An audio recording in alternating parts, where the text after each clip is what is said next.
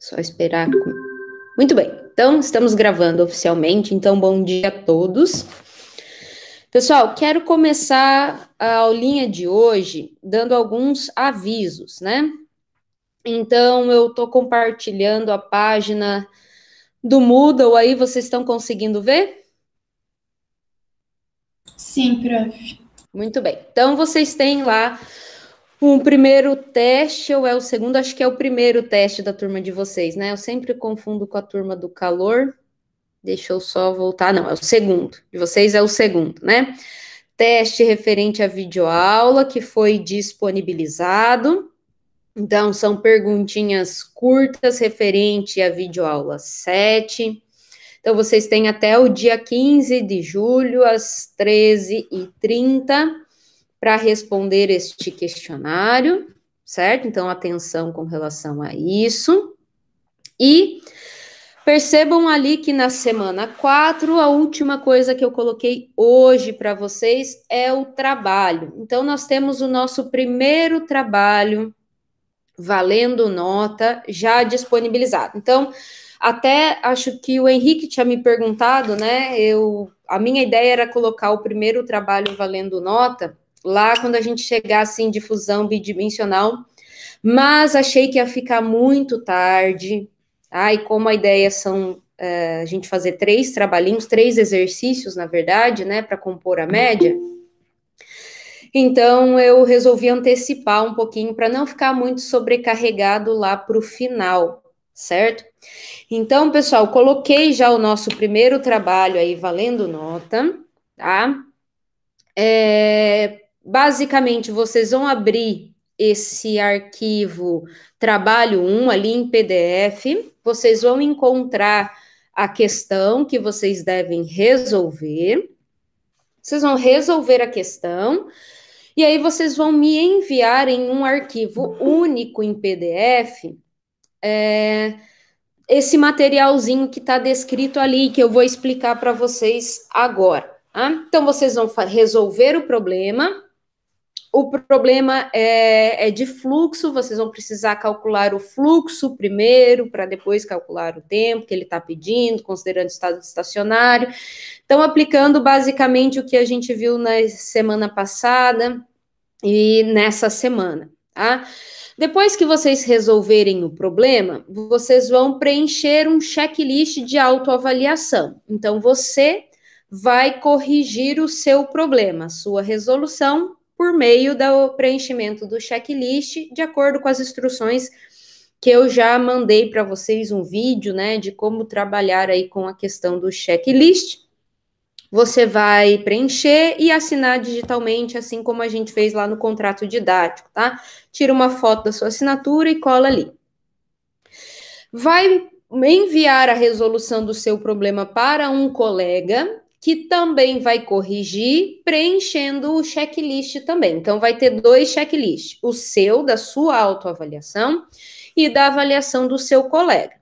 Então, ele também vai preencher de acordo com a sua resolução, ele vai corrigindo a sua resolução, preenche o checklist, assina, manda para você. Então, você vai ter 3 arquivos, né? Resolução do problema, checklist de autoavaliação e checklist do colega.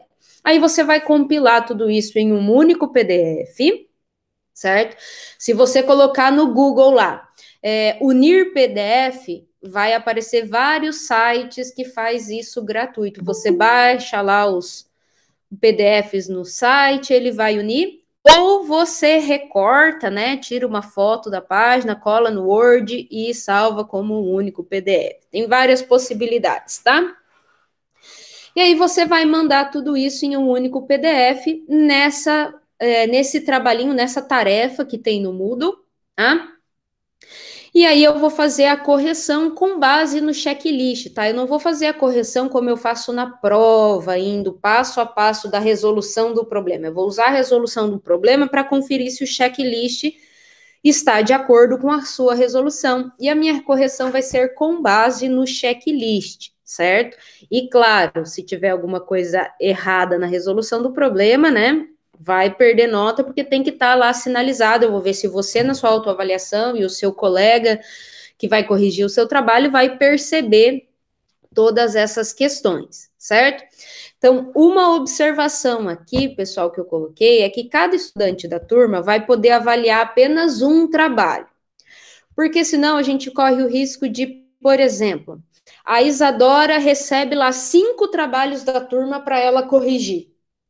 Aí vai ficar muito sobrecarregado para ela e vai ter aluno que não vai corrigir nenhum trabalho, né? Então, quando você resolve, você faz uma autoavaliação e depois você avalia um trabalho do colega, perceba que o aprendizado ele vai sendo realizado em 3 etapas. Você aprende resolvendo, você aprende se autoavaliando, se autocorrigindo, e você aprende depois corrigindo ainda a resolução de um colega, certo?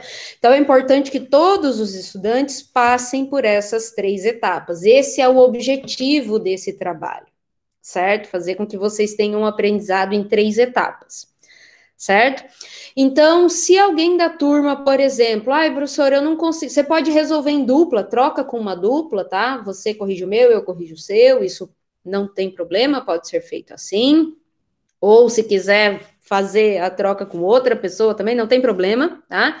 Mas cada estudante vai poder corrigir um trabalho. Se você tiver com dificuldade de encontrar alguém para fazer a correção do seu trabalho ou para fazer dupla com você, você me manda um e-mail que aí eu vou colocar as pessoas que estão sem dupla em contato, certo? E se lá no finalzinho a gente ainda vê que não conseguiu achar uma dupla, eu vou deixar uma pessoa corrigir aí 2 trabalhos no máximo, certo? Mas tenta encontrar alguém para corrigir o seu trabalho. Se você não corrigir, não conseguir, me manda um e-mail que eu tento colocar as pessoas que estão com dificuldade aí em contato, tá bom? É importante, pessoal, o prazo, né? Então, eu coloquei aí o prazo para envios a partir de hoje à tarde e vocês têm uma semana. Então, vai de 9 de julho e a data de entrega, então, até 16 de julho, às 14 horas. Ok? Então, tem aí uma semaninha para resolver este trabalho. Esse problema, pessoal, falando um pouquinho do problema, vai exigir bastante coisa de vocês de cálculo de número de mols, conversão de unidades, porque o trabalho todo tá lá em Fahrenheit, temperatura, libra-massa, libra-mol, polegadas, pé. Então, vai exigir um pouquinho de vocês essa questão de trabalho de unidades, tá? E a dica que eu dou é: primeiro calcula o fluxo, depois calcula o tempo para estado estacionário. Então, se o estado é estacionário, como que eu vou calcular tempo para estado estacionário? A partir do fluxo. Então, se você calcula fluxo, fluxo se formular, mol por área por tempo, certo? Então, você consegue tirar o tempo aí a partir do fluxo, tá? E estado estacionário porque não tem acúmulo. Então, o que a gente espera é que o tempo, se eu não tenho acúmulo em estado estacionário, ele não vai ser da ordem dos segundos, minutos, ele vai ser da ordem de horas, tá? Então, é isso que a gente espera na resolução desse probleminha aí, certo? E se vocês tiverem dúvidas, ainda temos um P-aluno na quarta-feira, que dá tempo de vocês virem, a gente tirarem dúvidas para vocês conseguirem resolver aí este exercício, certo? Combinado, pessoal? Esqueci de abrir minha câmera, desculpa, agora que eu percebi. Dúvidas?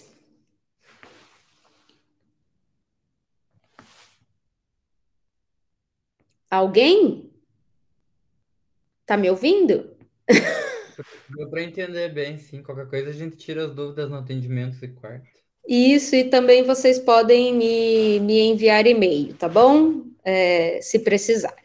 Certo, então eu vou interromper este compartilhamento e vamos finalmente para a nossa aulinha de hoje.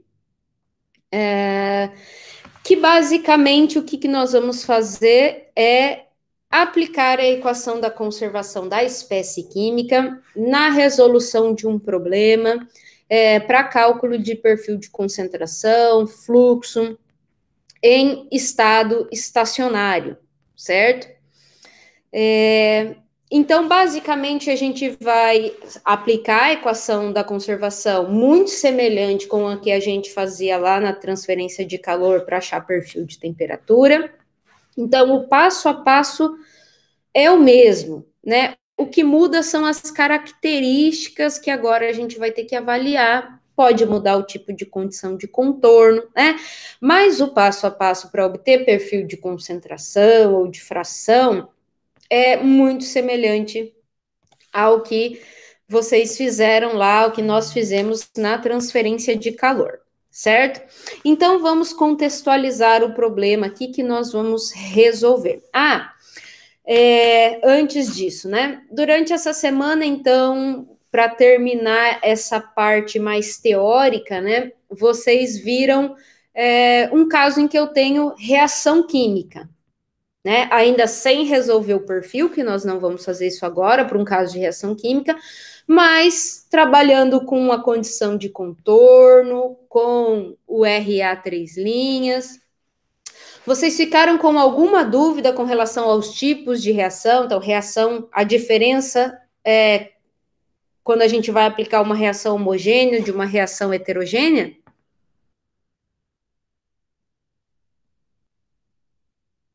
Então, sobre a videoaula, o exercício.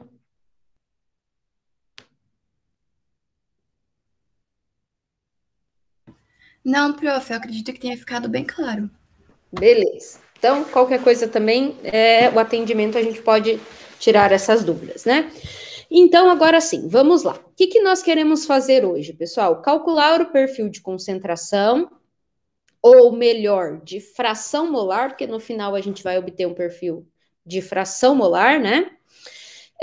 E o fluxo total de uma espécie química A, que está nesse sistema que está desenhado aqui. Então, eu tenho um reservatório, que eu posso dizer que ele é um reservatório infinito. O que significa isso? Significa que ele é muito grande, tem a dimensão tão grande que o nível do líquido que está nesse reservatório, então aqui em preto eu tenho um líquido, certo? Que é a espécie química A. E como o meu reservatório é muito, muito grande, com o passar do tempo, eu não vou conseguir visualizar a diminuição do nível do líquido, que está aqui marcado em Z1. Então, Z1 está delimitando o nível do meu líquido, certo? Então, ou eu posso dizer que esse reservatório é infinito, ou eu posso dizer que eu tenho um sisteminha aqui, né, uma torneirinha, que assim que o nível do líquido A diminui, ele injeta mais para manter sempre o meu Z1 constante, certo? O Z1 não varia, ele é constante, ok? Então, acima dessa fase líquida, eu tenho uma fase gasosa que eu estou chamando de B, que está estagnada dentro desse reservatório e está seco. Ou seja, inicialmente ele não contém ar, certo? Então, ele está seco e ele está estagnado, ou seja, ele está parado, ele não tem escoamento dentro do reservatório, certo? Então, ó, aqui em Z2 eu tenho o limite do meu reservatório, certo? Então, o B que está aqui dentro do reservatório, ele não está em escoamento, certo? Ele tem um movimento molecular, mas ele não escoa em uma única direção, certo? Então, percebam que eu coloquei o meu eixo coordenado Z aqui para cima no reservatório, né? E delimitei duas regiões, que é a região do nível do líquido e onde termina o reservatório. Percebam que Z1 e Z2 está delimitando a minha fase gasosa, certo? Por que eu estou fazendo isso, pessoal? Para delimitar o nosso volume de controle. Então, o que vai acontecer com o passar do tempo? Esse A, ele vai passar para essa fase vapor, né? E vai começar a evaporar nessa fase gasosa. Então, eu vou ter um fluxo de ar nessa direção aqui que a gente tem A flechinha. Então, o A vai começar a se difundir através da fase gasosa B, certo? E quando ele chegar aqui no topo do reservatório, então, acima do reservatório, eu tenho essa corrente de ar que arrasta a espécie química A assim que ela chega lá. Então, uma espécie química chegou aqui, o ar vai levar ela para longe, certo? A partir desse arraste, tá? Então, por que que isso é importante, pessoal? Porque vai me dar uma condição de contorno, certo? Então, por exemplo, aonde nós vamos ter, qual é a região que nós teremos a variação da concentração de A com relação à posição? Na fase gasosa, então é na fase gasosa que vai se desenvolver um perfil de concentração da espécie química A. Nós vamos fazer a hipótese de que esse líquido A, a fase líquida, ela é pura, certo? Mas a fase gasosa não, a fase gasosa eu vou ter um escoamento do A a partir, conforme o tempo vai passando, o A vai escoando, quando chega no topo do reservatório, ele é arrastado para longe, certo? Então, já que é na fase gasosa que eu vou ter o desenvolvimento de um perfil de concentração de A, então eu posso dizer que o meu domínio de cálculo ou meu volume de controle, como queiram chamar, né, vai ser a fase gasosa, ou seja, está compreendida entre Z1 e Z2. Concordam? Que é onde se encontra a minha fase gasosa. Deixa eu aproveitar e apagar isso aqui também. Pessoal, com relação a isso, tranquilo ao domínio de cálculo? Que está entre Z1 e Z2, é na fase gasosa que vai ocorrer o desenvolvimento de um perfil de concentração?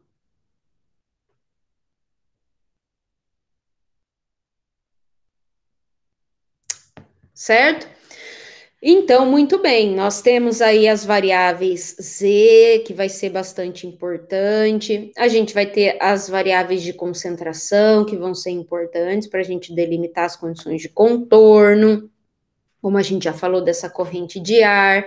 Então, percebam que em Z1 eu vou ter que oferecer uma condição de contorno, e em Z2 uma outra condição de contorno, certo? Porque é a fronteira do nosso volume de controle, ok?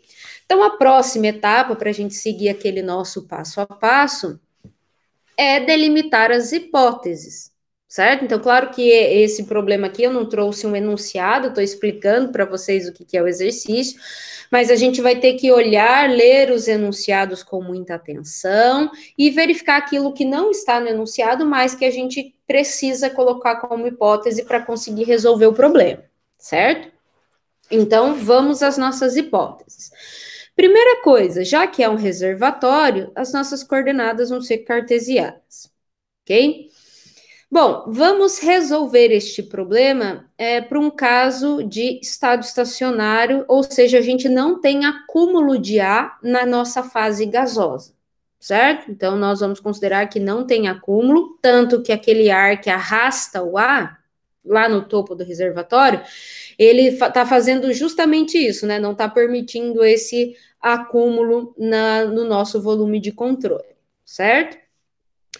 Nós não temos reação química nesse problema, então é um problema físico, só físico, do ar que está indo para a fase vapor e se difundindo através do B, certo? Então não há reação química nesse problema.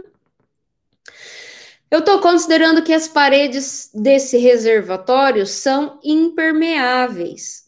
O que significa isso? É a mesma coisa, são impermeáveis especialmente a espécie química A, que é o que a gente quer resolver, mas é a mesma coisa que eu afirmar que eu vou considerar um fluxo unidirecional em Z, certo? Ou seja, eu não vou ter, como as paredes são impermeáveis, esse reservatório, eu não vou ter fluxo nem na direção X, nem na direção Y, certo?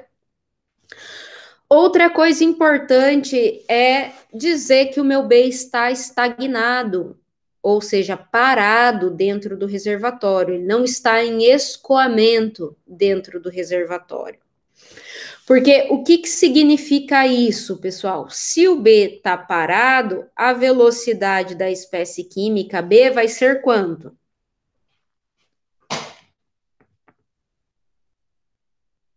Zero, certo? E se o fluxo de B, e se a velocidade de B é zero, quanto vai ser o fluxo de B? Por que vai ser nulo? Porque lembra, fluxo total, a gente pode calcular pela concentração de B vezes a velocidade da espécie química B. Então, se VB é zero, o fluxo de B, fluxo total de B também vai ser zero, vai ser nulo, certo? Então, essa hipótese de B estagnado é muito importante, tá? Quantas espécies químicas a gente tem no nosso volume de controle ou no nosso domínio de cálculo?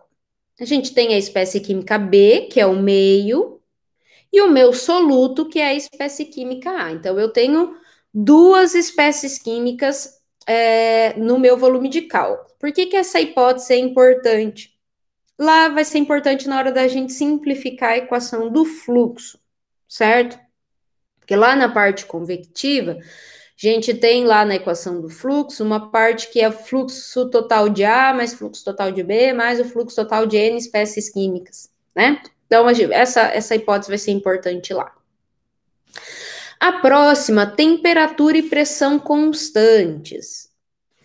Se eu tenho uma fase gasosa como domínio de cálculo, então nós vamos resolver o problema para uma fase gasosa, e temperatura e pressão são constantes, quem vai ser constante também? As propriedades? Propriedades físicas serão constantes. Quem mais? Não, a concentração não é constante, porque senão eu não tenho perfil de concentração. A concentração está variando com Z. Ah, só se for a concentração da mistura, né? Aí, boa, o Henrique respondeu certo. Difusividade. Porque lembra a difusividade mássica, ou coeficiente de difusão, para meio gasoso, que é a correlação de Chapman-Skog, que a gente usa para calcular essa difusividade, depende de temperatura e pressão. Se elas são constantes, o meu DAB também será. Considere que isso era para ser um constante. Eu não gosto de resolver muito aqui nos slides direto. Prefiro resolver lá no OneNote, que eu acho mais fácil, certo? Mas o DAB, então, também vai ser constante. E mais uma hipótese que a gente colocou aqui também, que nós vamos considerar a fase gasosa ideal. Então, por que essa hipótese é importante? Então, esse nosso exercício, ele não é numérico, mas, porventura, quando a gente trabalhar com resultados numéricos, muitas vezes para achar nossa fração molar, nossa concentração na condição de contorno, a gente pode precisar calcular a concentração da mistura. E aí, a concentração da mistura, se eu tiver uma fase gasosa ideal, eu vou poder usar a equação dos gases ideais, PV igual a nRT, em que N sobre V é a minha concentração molar da mistura, né? E eu posso converter essa concentração molar em concentração mássica, utilizando a massa molar da mistura, certo? Então, por isso que essa hipótese também é bastante importante. Posto isso, nós vamos começar a trabalhar com a nossa equação da conservação, da espécie química A. Então, percebam que aqui eu trouxe a equação em termos molares, tá? Porque como lá no desenho a gente tem aqui o XA, que é uma fração molar da fase líquida, né? Então, eu vou resolver esse problema em termos molares, tá? Então, todas as equações para todos os sistemas coordenados estão lá no capítulo 3, nas tabelinhas do capítulo 3 do Cremasco, e a gente pode trabalhar com ela de várias formas. Eu vou começar trabalhando com a equação nesse formato que é a mais concentrada, né, que é a que não tem nenhuma hipótese ainda descrita sobre ela, certo? Então, eu vou começar a trabalhar com essa equação. Então, nós vamos aplicar as hipóteses nessa equação da conservação, certo? Então, vamos lá. O primeiro termo, pessoal, ele vai ser importante, dCA, dt?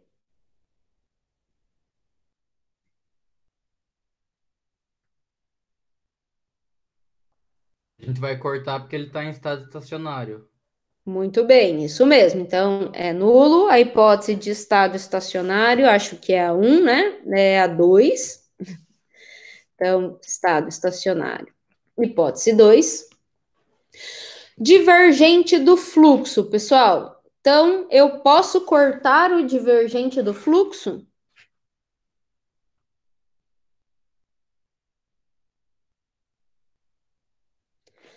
Não posso, porque eu vou ter fluxo de A na direção Z, certo? Então, não posso cortar o fluxo, vamos deixar o divergente aí, já já a gente aplica a hipótese de fluxo unidirecional. Pessoal, meu RA 3 linhas vai ser importante?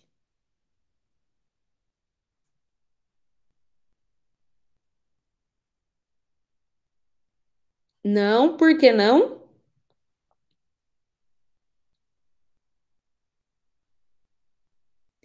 Porque eu não tenho reação química, certo? Que foi a hipótese que a gente colocou ali, mas especialmente eu não tenho reação química homogênea, certo? Que é a reação que a gente descreve no termo RA 3 linhas. Então, reação química é a hipótese 3, certo? Então, o que sobrou aqui? O divergente do fluxo de A igual a zero.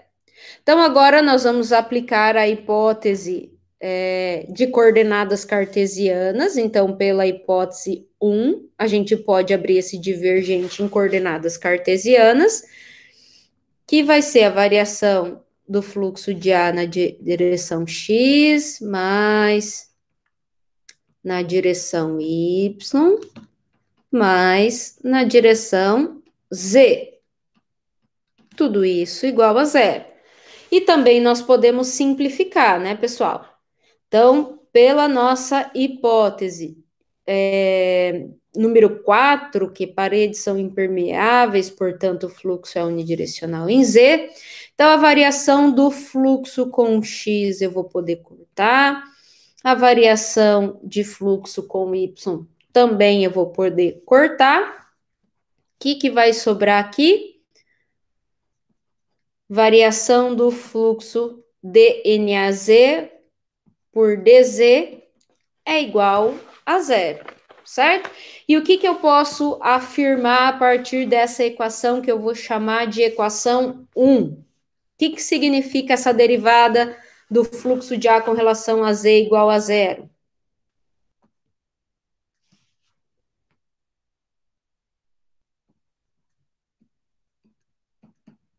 Uma derivada de alguém em função de Z igual a zero significa que esse alguém, ou seja, o fluxo é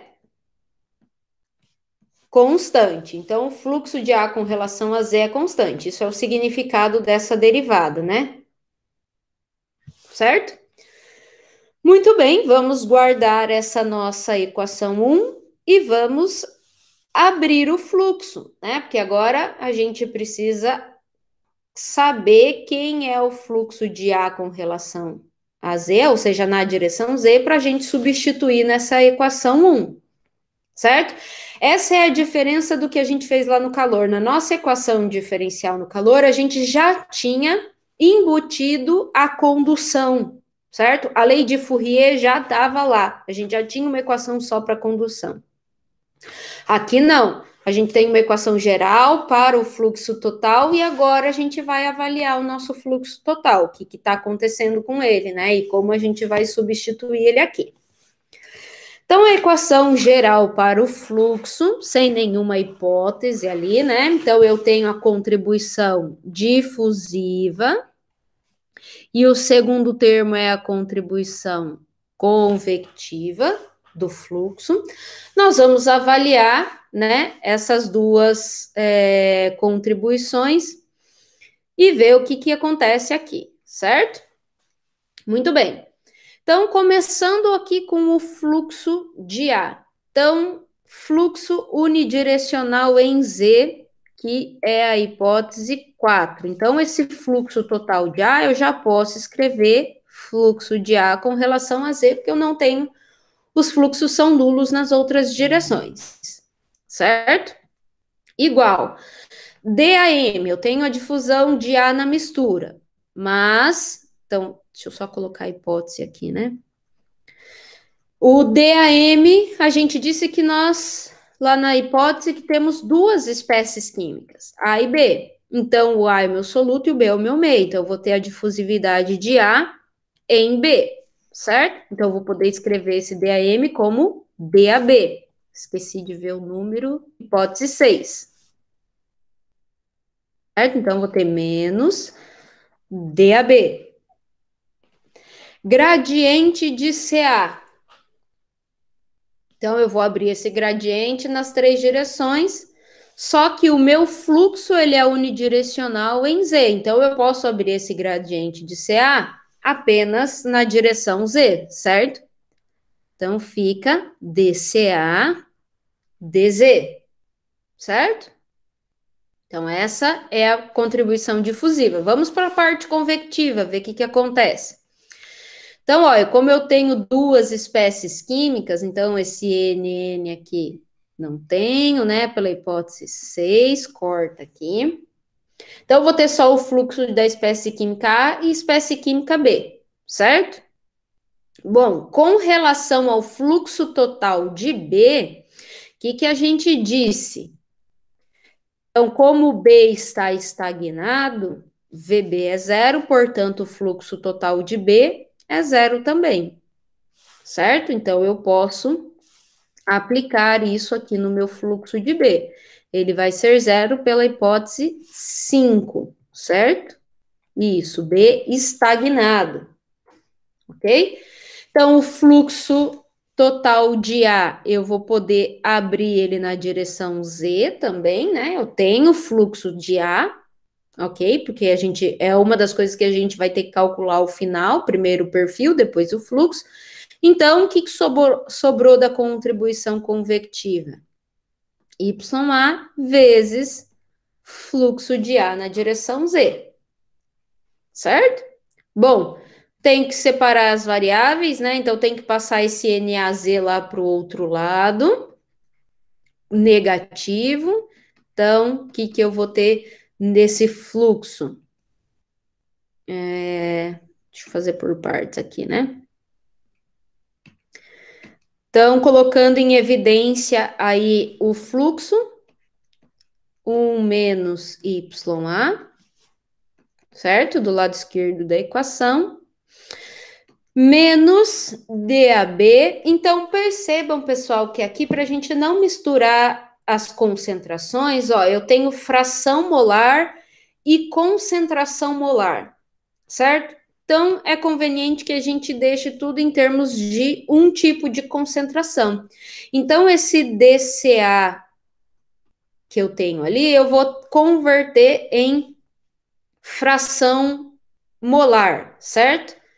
Então, eu sei que CA é igual à fração molar de A vezes a concentração da mistura, certo?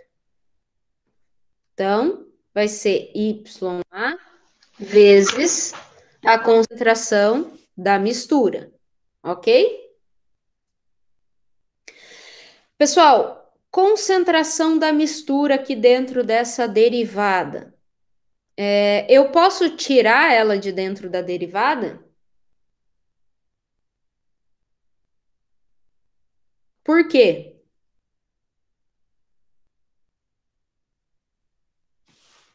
Por que que ela é constante?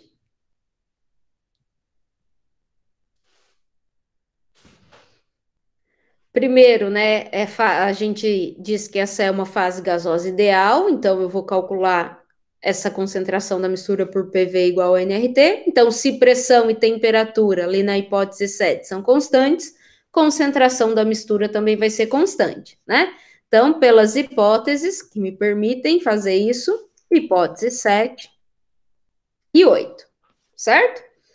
Então, o nosso fluxo de A na direção Z vai ser igual a menos DAB vezes C, dividido por 1 menos YA, DYA, DZ. Certo? Concordam até aqui? Sim, prof. Então, vou chamar essa equaçãozinha do fluxo de 2, né? Que depois, na hora de calcular o fluxo, nós vamos retornar para essa equação. Mas primeiro, nós queremos calcular perfil de fração molar. Então, o que que a gente vai fazer? Vai pegar essa equação 2 e vai substituir ela aqui na equação 1 no lugar do fluxo. Certo? Que é a nossa próxima etapa. Substituindo equação 2, que é do fluxo, em equação 1. Então, o que que eu tenho lá na equação 1? Eu tenho um dz do fluxo, né?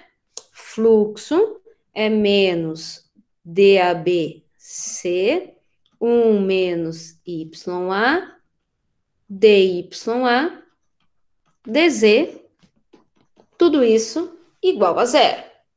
Perfeito? Muito bem. Vejam só, eu posso pegar esse menos DABC aqui e tirar de dentro da derivada, porque eles são constantes, certo? Pelas hipóteses 7 e 8. Então, temperatura e pressão são constantes e eu tenho uma fase gasosa ideal, portanto, meu DAB e a concentração da mistura vão ser constantes, certo? Então, eu vou tirar ele aqui da derivada, menos DABC, DZ, de 1 dividido por 1 menos YA, DYA, DZ, igual a zero. Posso dividir toda esta equaçãozinha aqui por menos DABC dos dois lados, ou passar esse menos DABC dividindo para o outro lado, certo? Eu vou basicamente cortar esse termo e vou ficar com DZ de 1 dividido por 1 menos YA, DYA, DZ igual a zero. Joia?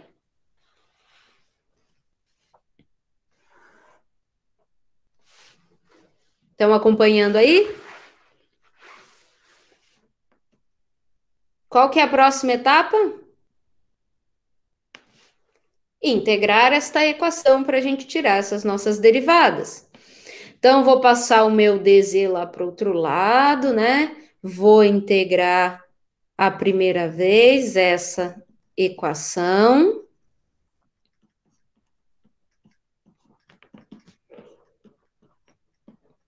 Certo? Então, vai sobrar 1 dividido por 1 menos YA DYADZ, igual a uma constante C1, certo? Estão acompanhando aí? Sim, prof. Separo as variáveis novamente e vou integrar de novo, né? Vou passar o dz multiplicando, então vou ficar com integral de 1 por 1 menos ya dy igual a integral de C1 dz. Então, de um lado eu vou integrar com relação a YA, do outro com relação a Z, certo? Então, para a gente resolver essa integral, nós vamos chamar 1 menos YA de U. Portanto, o meu du é igual a menos dya, certo? Então, ali, o lado esquerdo, eu vou ficar com integral de menos 1 sobre o du. Opa, dy não, du. Vamos corrigir aqui.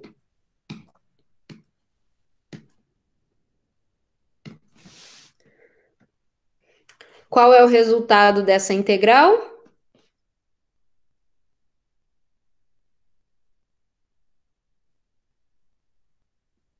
Menos ln de u mais constante, né?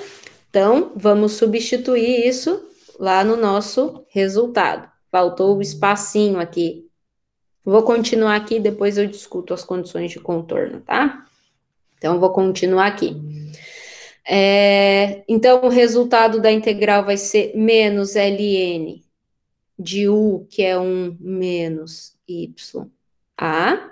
Do outro lado, C1 é constante integral de dz é z, mais C2. Ok?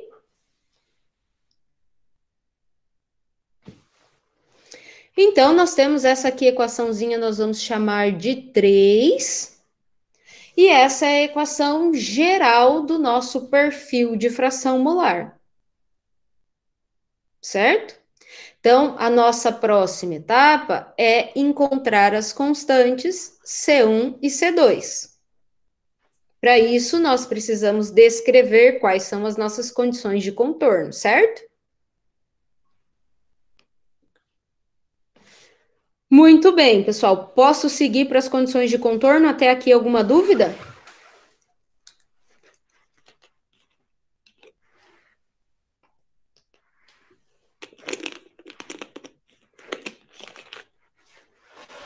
Vou considerar como se eu pudesse seguir. Muito bem. Pessoal, para eu definir as minhas condições de contorno, primeiro, quantas condições de contorno eu vou oferecer? 2. 2 condições, porque eu tenho um fluxo unidirecional, né? Então, eu vou oferecer uma condição de contorno na fronteira Z1 e na outra fronteira Z2. Então, quando o meu Z for igual a Z1, aonde que eu estou? Qual vai ser a minha fração molar de A? Então, eu estou aqui na minha interface líquido-vapor, né? Então, percebam que eu chamei de fração molar YA1, certo? Então, eu vou utilizar esse YA1 para a gente obter um perfil de concentração mais generalista na aula de hoje, certo? Só que a gente conseguiria calcular essa fração molar de alguma forma? Só para a gente contextualizar com as nossas condições de contorno. Como a gente poderia calcular essa concentração, essa fração molar em Z1?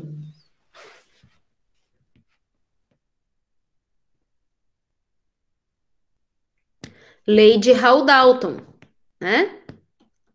Então, fração molar vai ser a fração molar da fase líquida, pressão de vapor de ar pela pressão total. Como a gente disse que a nossa fase líquida é pura, então essa fração molar da fase líquida é 1, né? Então, na hora de substituir as condições de contorno, eu vou usar aqui YA igual a YA1 na nossa primeira condição de contorno, tá? Só para a gente obter um perfil generalista, mas para achar YA1 a gente já sabe como a gente poderia fazer isso, né? E a condição de contorno 2 vai ser na minha outra fronteira, então, portanto, em Z igual a Z2. E a minha fração molar lá, eu chamei aqui, ó, em Z2, eu tenho o meu YA2, certo? Que eu vou deixar dessa forma aqui na nossa resolução. Mas, pessoal, de acordo com a contextualização que a gente fez aqui do problema, qual seria o valor dessa fração molar? 2.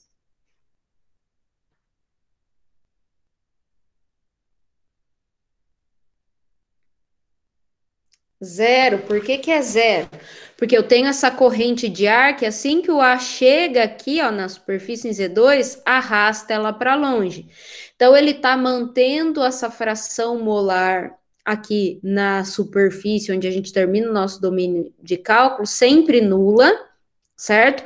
Fazendo com que eu não tenha acúmulo. Então, eu vou ter sempre a transferência de massa ocorrendo aqui, certo? Vou ter sempre um gradiente de fração molar, então vou ter a transferência de massa acontecendo, né? Então a gente poderia dizer que o YA2 é zero, né? Mas isso, se quiser lá no final, na hora de a gente tiver com o perfil final, a gente faz essa substituição lá depois, tá? Mas para a gente obter um perfil geral, eu vou usar YA1 e YA2, ok? Então, vamos aplicar as condições de contorno na nossa equação 3, certo? Que é a nossa equação geral do perfil de fração molar, certo? Então, eu vou começar aplicando a condição de contorno 1 na minha equação 3. Então, onde aparecer Z, eu vou substituir por Z2 e por Z1, e YA eu vou substituir por YA1, certo? Então, vai ficar menos ln de 1 menos YA1, que é a minha primeira condição de contorno, igual a C1 vezes Z1 mais C2, certo? Vou isolar C2 aqui, então C2 vai ser igual ao menos ln de 1 menos YA1, não 2, vamos corrigir isso.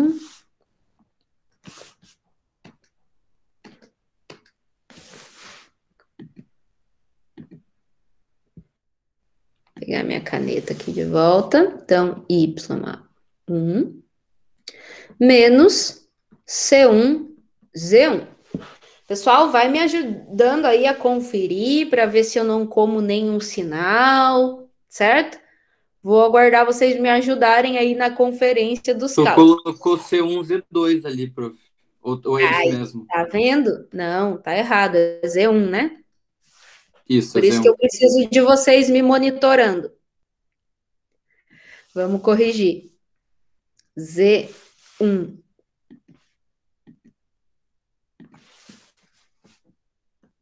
Certo.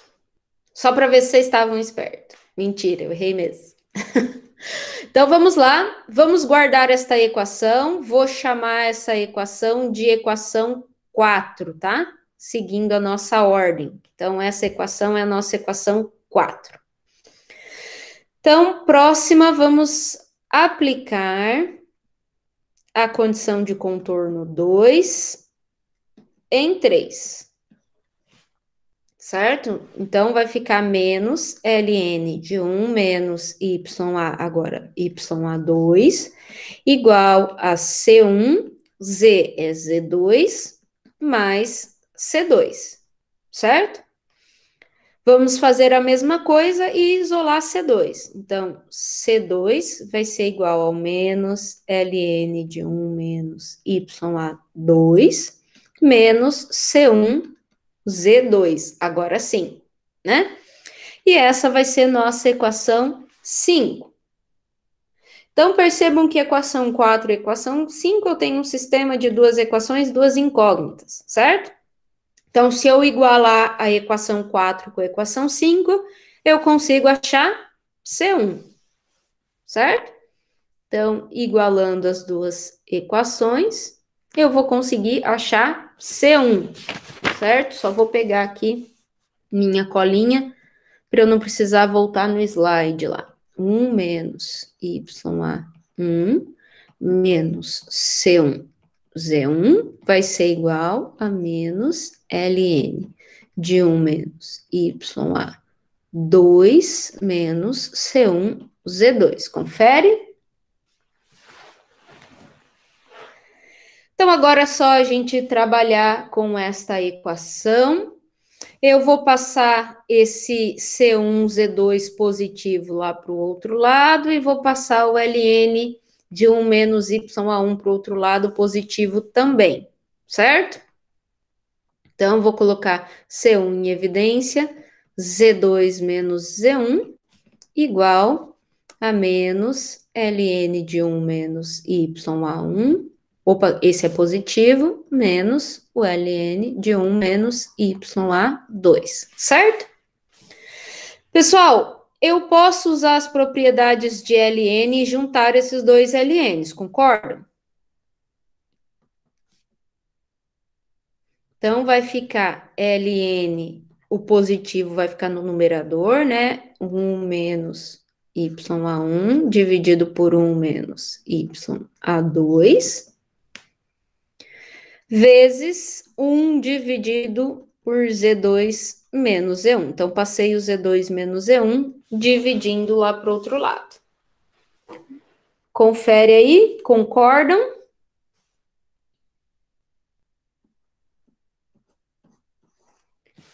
Então, essa vai ser a nossa equação 6.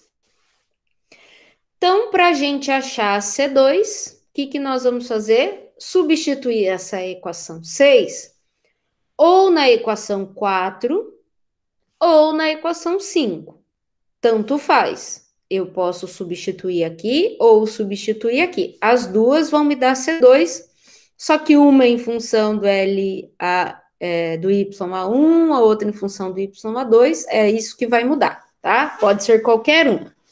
Eu vou substituir aqui na equação 4, certo? Na primeira, mas pode ser qualquer uma, certo? Então, substituindo 6 em 4, então nós vamos ter lá que C2 vai ser igual a menos o ln de 1 menos YA1 menos C1, que vai ser ln de 1 menos YA1 por 1 menos YA2. Isso era para ser um parênteses, não era para fechar o colchetes ainda. Então, eu vou arrumar.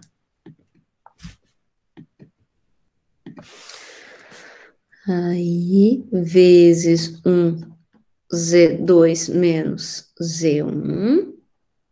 Tudo isso vezes Z1. Confere lá, deixa eu só conferir. Menos C1 vezes Z1, certo? Confere?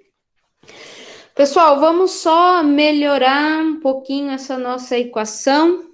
Só vou fazer o seguinte, pessoal, só quero reescrever, vou fazer isso até aqui, agora, assim. Ainda não vou mexer com os LNs, vou deixar para fazer isso no final. Esse Z1 aqui, pessoal, ao invés de escrever ele aqui, vocês concordam que eu posso escrever ele aqui, ó, no lugar do 1? Só para deixar a equação mais bonitinha, é a mesma coisa, certo? Z1, aqui, ok? Muito bem, então, nós paramos na equação 6, essa vai ser a nossa equação 7, que vai ser o nosso C2. Ou seja, para a gente terminar o nosso perfil de concentração, nós vamos substituir as equações 6 e 7. Opa, essa equação 7 não é 8. Vamos corrigir.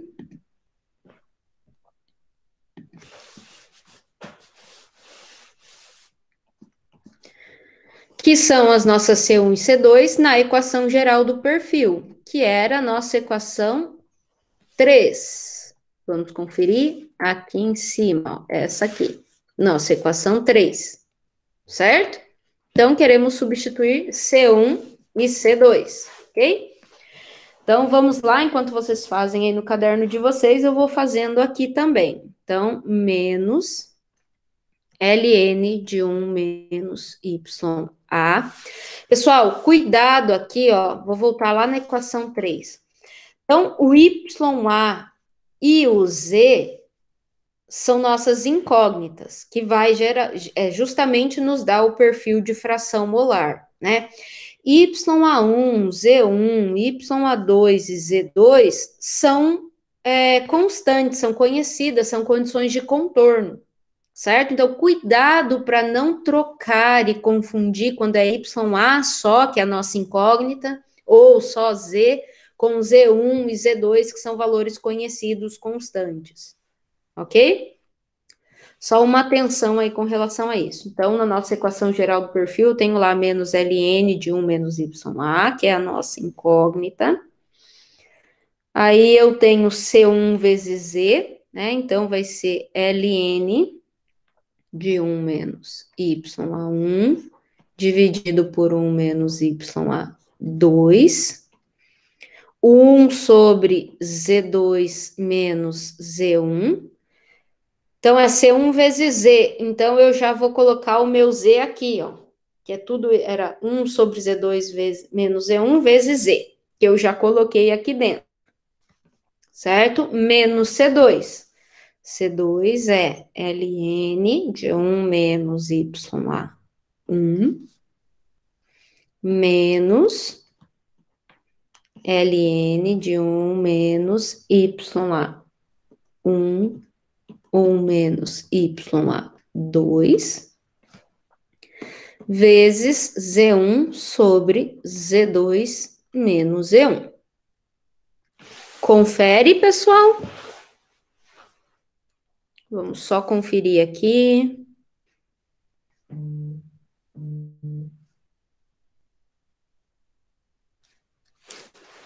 Certo. Vamos trabalhar essa equação. Nosso perfil já está aí, mas a gente pode representar ele de forma melhor, né? Primeiro, esse termo de Ln que está sozinho aqui, eu vou passar ele lá para o outro lado, positivo. E aí eu consigo juntar esse Ln que vai positivo com esse Ln que está negativo aqui, certo? Posso fazer direto?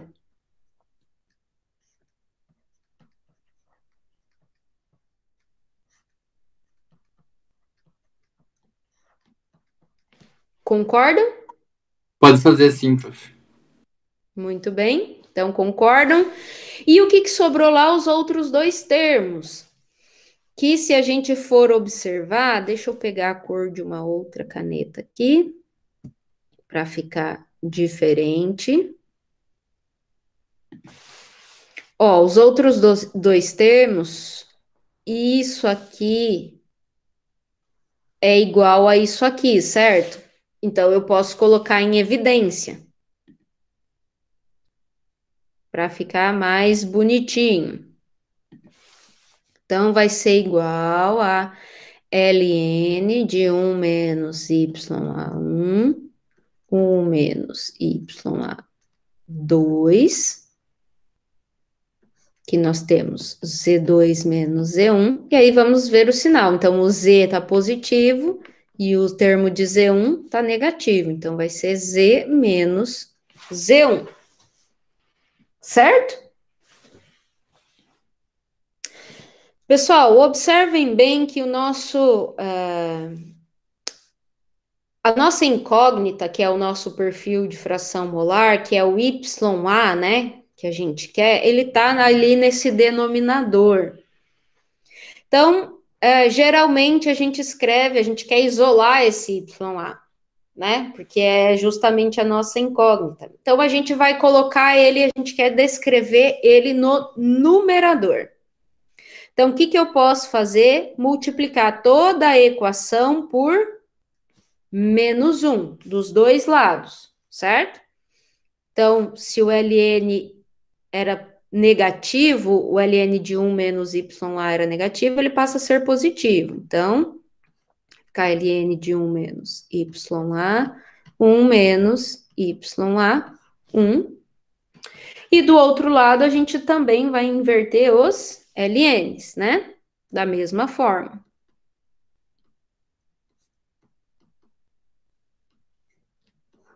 E o nosso termo Z menos Z1, Z2 menos Z1, a gente não mexe, né? Porque a gente já alterou o sinal aqui a partir dos LNs, ok? E, pessoal, a gente consegue aplicar mais uma propriedade de LN aqui, concordam? Porque, ó, eu tenho LN dos dois lados da minha equação, certo? Então, esse está multiplicando por 1 e esse está multiplicando aqui por esse termo de Z ali, certo?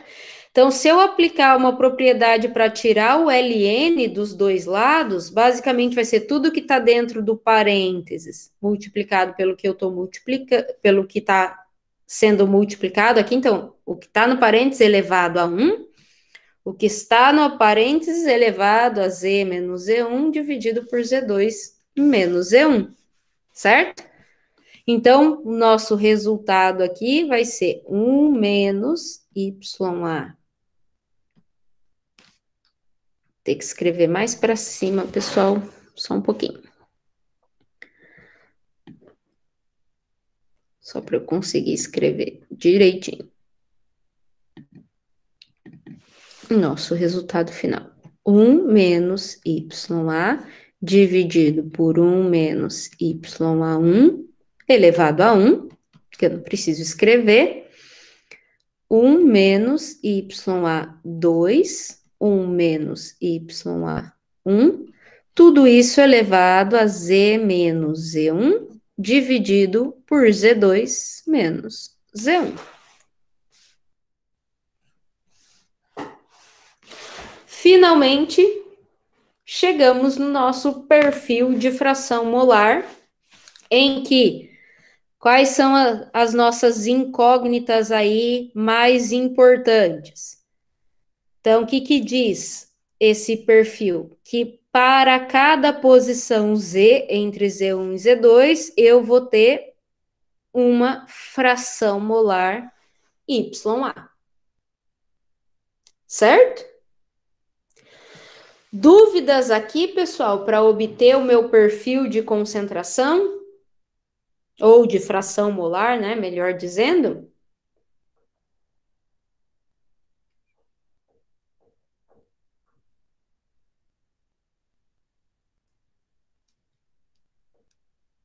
Tranquilo?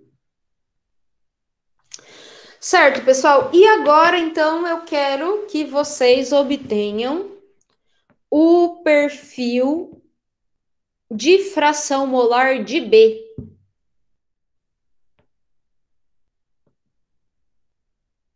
O que que vocês vão fazer para calcular o perfil? Então, a gente fez tudo para o A, né? E agora vamos fazer tudo para o B. Qual seria a estratégia?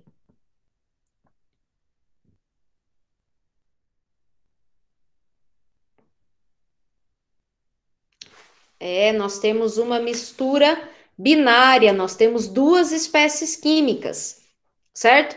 Então, neste caso, em que a fração molar de A mais a fração molar de B, já que eu tenho duas espécies químicas, né, é igual a 1, eu não preciso fazer toda essa dedução para obter o meu perfil de B, né?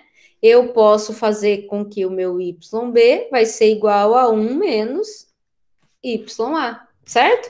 Então, ó, onde eu tenho 1 menos YA, eu vou ter YB. 1 menos YA1 vai ser o meu YB1. 1 menos YA2 vai ser o meu YB2. Por YB1, tudo isso elevado a Z menos Z1, Z2 menos Z1. Ok? Então, só para a gente contextualizar essa questão da mistura binária, E temos os dois perfis das nossas duas espécies químicas que compõem esse sistema, para a espécie química A e para a espécie química B, certo? E o fluxo? Então, temos, o nosso objetivo era calcular perfil de concentração e calcular fluxo. Então, e o fluxo total? Então, para a gente obter a nossa equação de fluxo, a gente retoma a nossa equação 2, e você voltar aí nas suas anotações, a gente tinha essa equaçãozinha como a nossa equação de fluxo. Então, pessoal, agora que a gente já descreveu e conhece as nossas condições de contorno, eu posso separar as variáveis e integrar aplicando as nossas condições de contorno para achar fluxo. Então, ó, eu posso passar esse dz lá para o outro lado, né?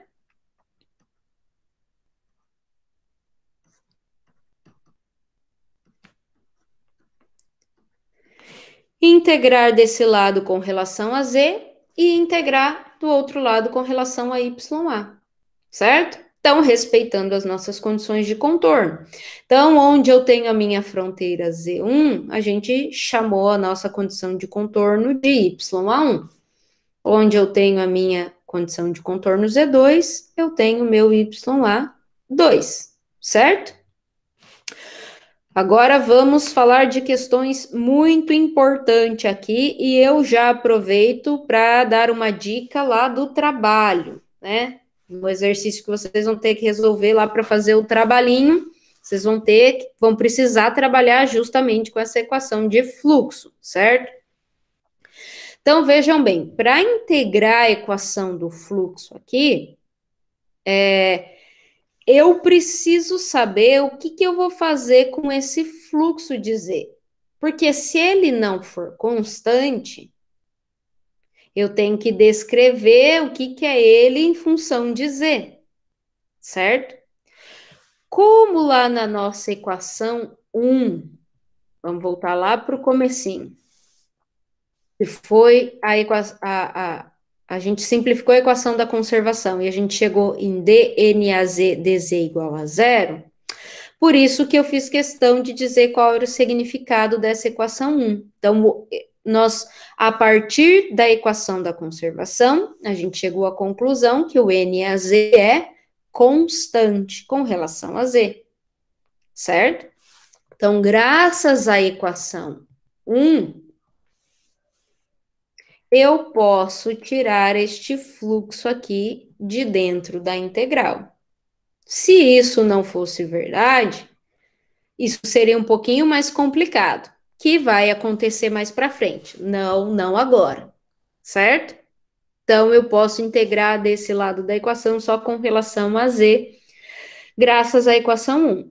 Então, lá no exercício do trabalho, mesmo vocês não tendo que calcular o perfil de concentração, vocês podem trabalhar direto com fluxo, então vocês não vão ter que fazer o procedimento que a gente fez até agora, de substituir a equação 2 na equação 1, certo? A partir daqui. Isso vocês não vão precisar fazer, porque vocês não precisam do perfil de concentração, mas equação do fluxo, isso que a gente fez, vocês terão que fazer, e também vão ter que simplificar a equação da conservação, porque se você não provar para mim que o fluxo é constante, você não pode tirar ele de dentro da integral, certo? Combinado?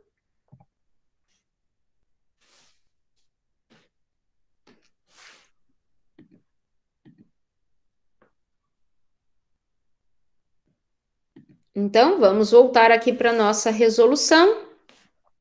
Lembrando que o DABC também é constante pela hipótese 7 e 8, a gente vai poder tirar ele de dentro da integral.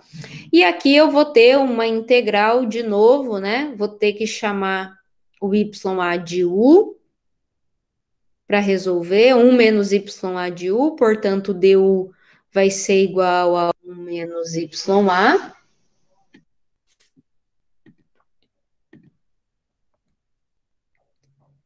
Pegar minha caneta aqui de volta, certo? Então, aqui vai ser U igual a 1 menos YA. Então, DU vai ser igual a menos dy.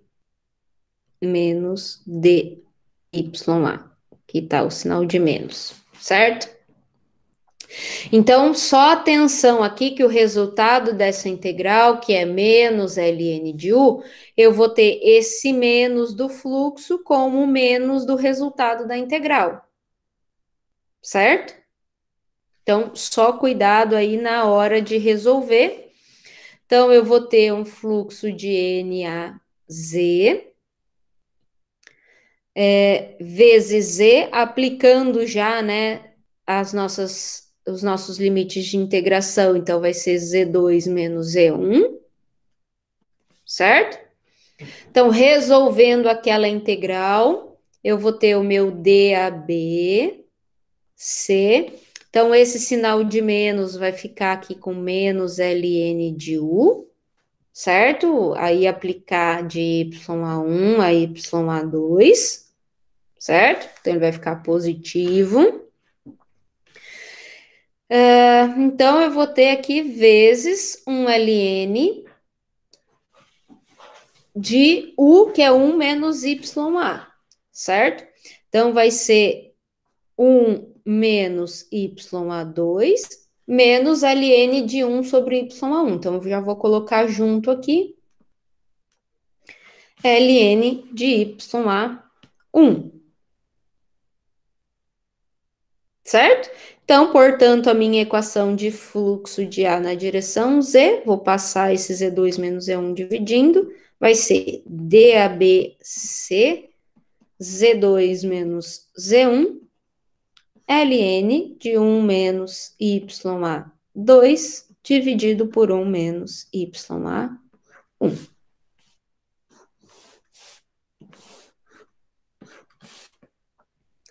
Dúvidas aqui no fluxo?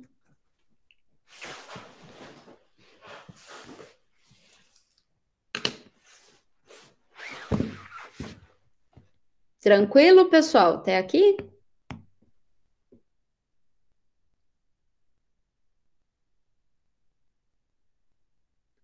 Muito bem. Então, vamos avançar aqui mais um pouquinho, que é o cálculo da concentração média ou fração molar média, pessoal. Então, só para a gente retomar esses cálculos de fração molar média quando eu conheço o meu perfil de concentração. Então, eu só retomei aqui um exemplo, que é o perfil de fração molar do B, que a gente chegou lá no nosso perfil de fração molar. E se o exercício me pede qual é a equação para o perfil de fração molar médio, ou calcule a fração molar média de B nesse volume de controle. Então, como que a gente vai fazer? Então, basicamente, os cálculos de fração molar média nada mais vai ser que a gente pegar a nossa equação do perfil de fração molar e integrar esse perfil em todo o volume de controle. Então, nosso volume de controle vai de Z1 a Z2, certo? Dividido pela integral do volume de controle. Nosso volume de controle, então, como o fluxo é unidirecional, vai de Z1 a Z2. É isso que diz esta equaçãozinha de fração molar média. Então, agora, o que nós vamos fazer é calcular este perfil de fração molar médio, certo? Conforme está aqui.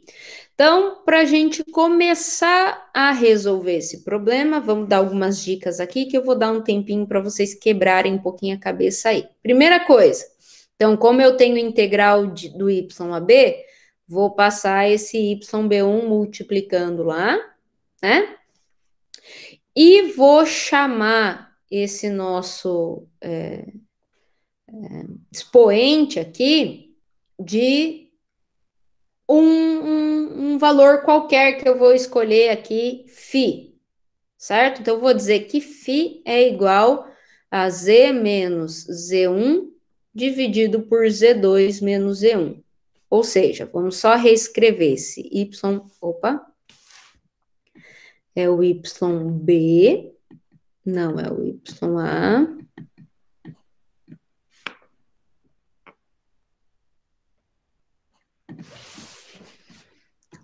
Nossa equação do YB vai ser YB1 vezes YB2 por YB1 elevado a φ, certo?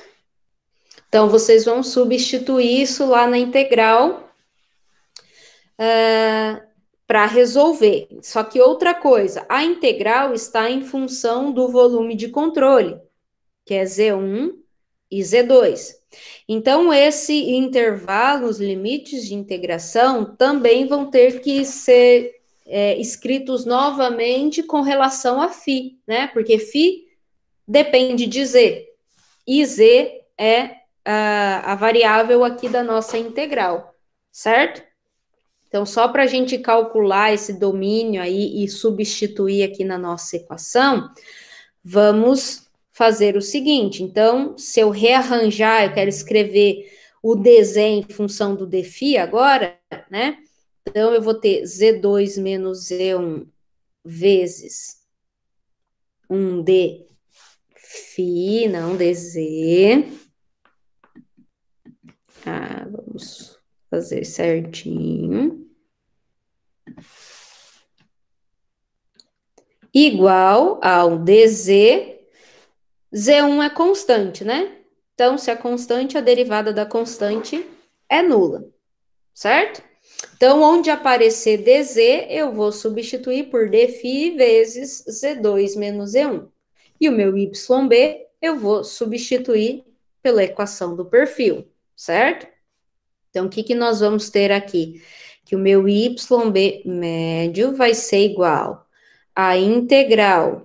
Depois a gente coloca os limites de integração, tá?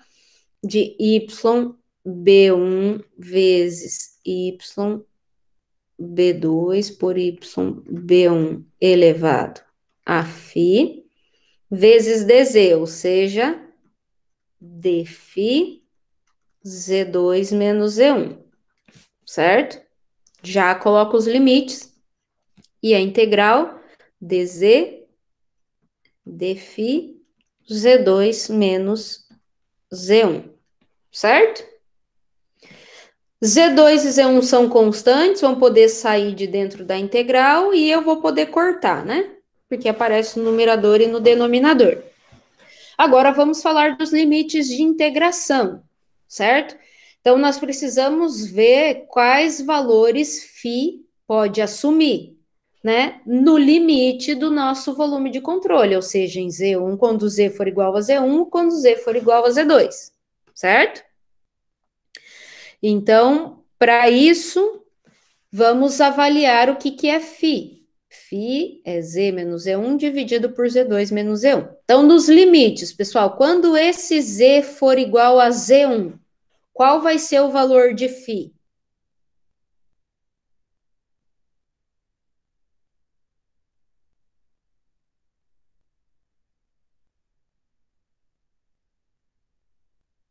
Alguém? Então, quando esse Z aqui for igual a Z1, a gente substituir por Z1, qual vai ser o valor de φ?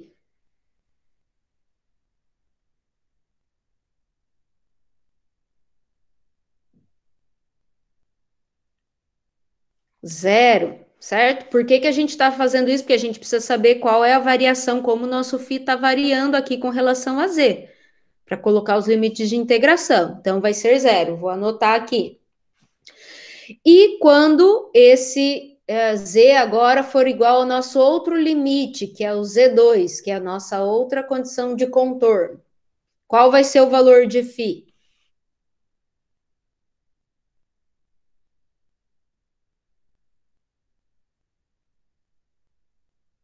Z2 menos Z1 por Z2 menos Z1.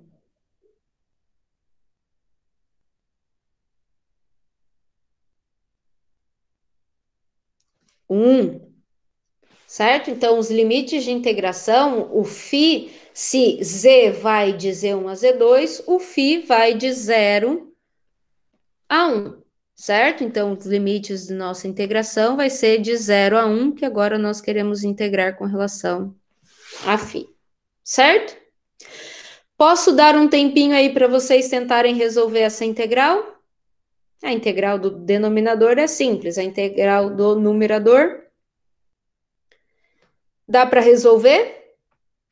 Então, só vamos pegar a tabelinha de integral, né? Vamos colocar uma observação aqui lá da tabelinha de integral. Então, o que que a gente tem? A integral de um a elevado a u du, né? É isso que a gente tem lá no nosso numerador, a integral do numerador.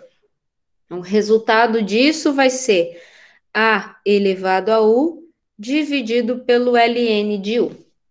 Obviamente aqui mais constante, mas lá vocês vão ter que aplicar os limites de integração. Agora sim, dá para resolver?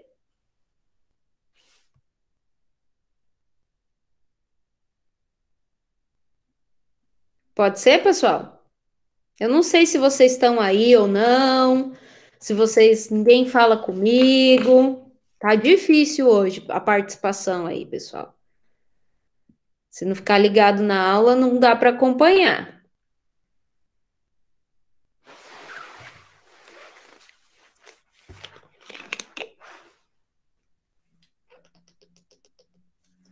Vocês entenderam o que é para fazer?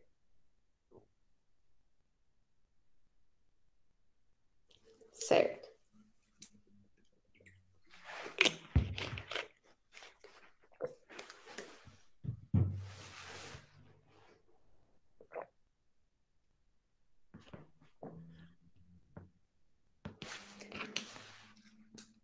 Lembrando, né, que esse YB1 aqui, ó, ele é constante, porque ele é condição de contorno, né? Então, ele pode sair de dentro da integral e você pode ainda passar ele dividindo para cá para facilitar a sua vida, né? Certo?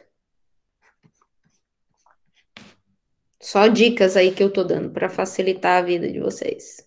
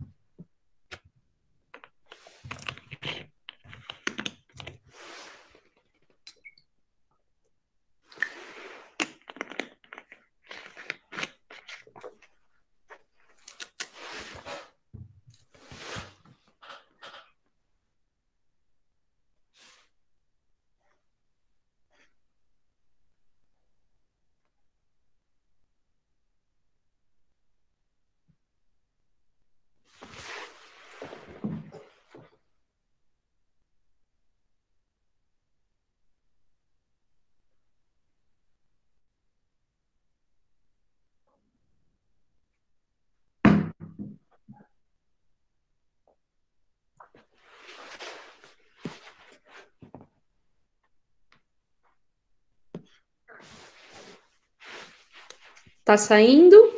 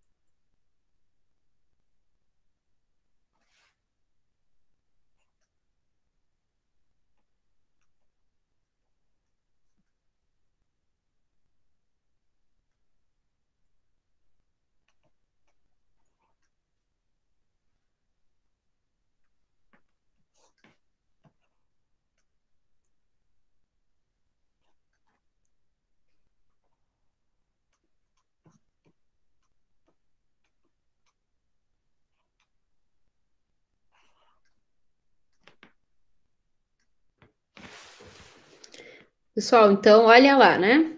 Resolvendo a integral do numerador, eu tirei o YB1 da integral, passei dividindo, e então o nosso A é YB2 dividido por YB1, é o nosso A, né? E o nosso U é o φ, certo? Então, vai ser o A elevado a U dividido pelo ln de U. Então, YB médio por YB1, passei dividindo, vai ser o A, YB2 dividido por YB1 elevado ao U, que é φ, dividido pelo ln de U. Ln de A. Não é ln de U.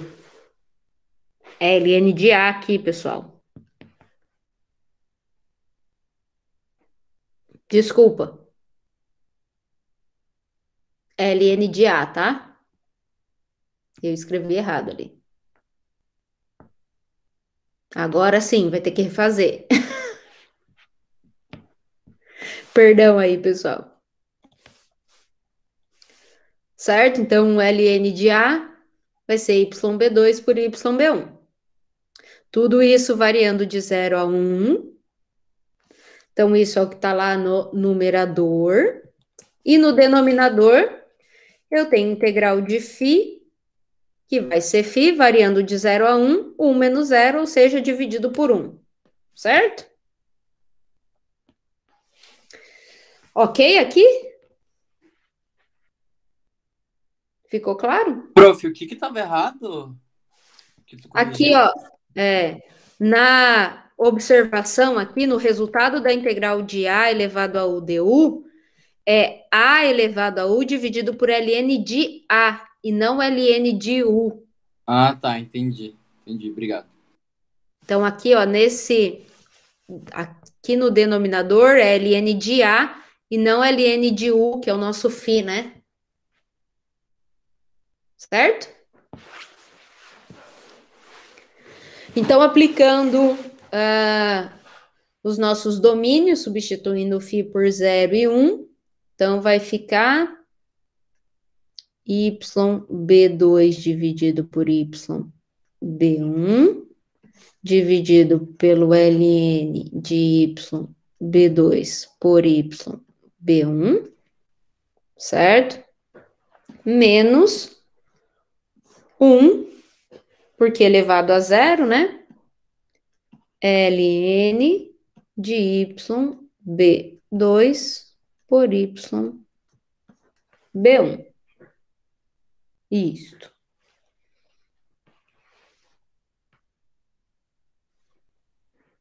Certo? Só para a gente terminar aqui, deixar ele bem conciso, eu vou passar esse YB lá multiplicando YB1 de novo, para ver o que a gente consegue fazer aqui. Então, olha só o que a gente tem. ln de YB2 por YB1. E lá em cima a gente vai ter YB2 por YB1 menos 1, certo? Posso tirar o mínimo aqui nesse numerador?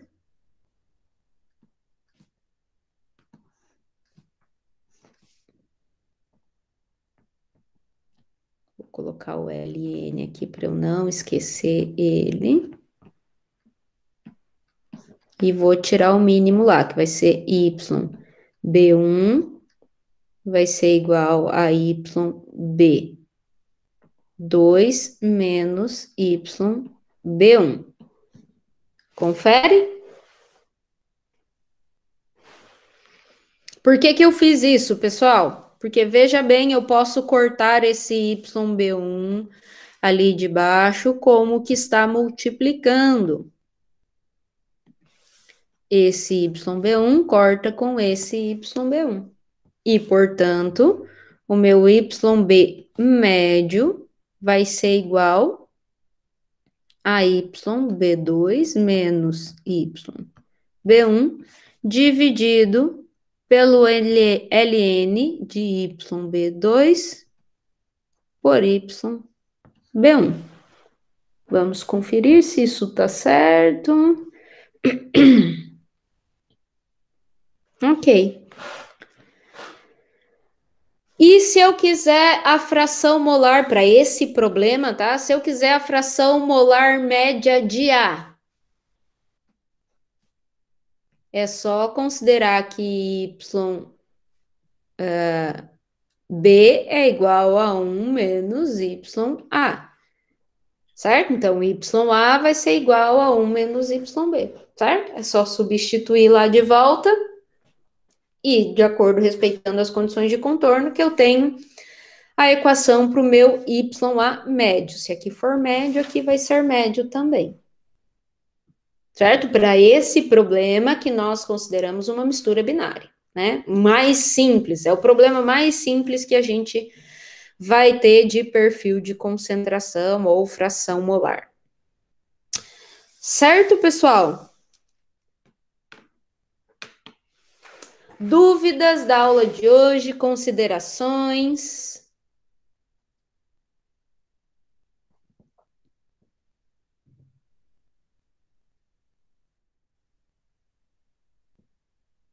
Ficou tudo claro? Gostaram dessa aula? É uma das minhas aulas preferidas. Então, é muito parecido com o que a gente fazia lá no calor, né? Só que agora a gente trabalha com uma equação do fluxo, fluxo total, né? Que tem a contribuição difusiva e convectiva, e conforme a gente for avançando agora, a gente vai vendo como a gente vai trabalhando com essa questão do fluxo, certo? E aí os passos matemáticos, né, que a gente tem que trabalhar também, ok? Então, pessoal, lista 3 também vocês já podem ir resolvendo, estudando, certo? Com o conteúdo dessa semana. Já dá para ir trabalhando também. E não esqueçam de fazer o teste e o trabalhinho que vai ser até a próxima sexta, certo? Muito bem, pessoal, então vou encerrar a nossa aulinha por aqui. Desejo a todos um bom dia aí, uma boa sexta-feira e um bom final de semana, certo? Se cuidem e bons estudos. Um abraço para vocês. Tchau, prof. Até mais. Até mais.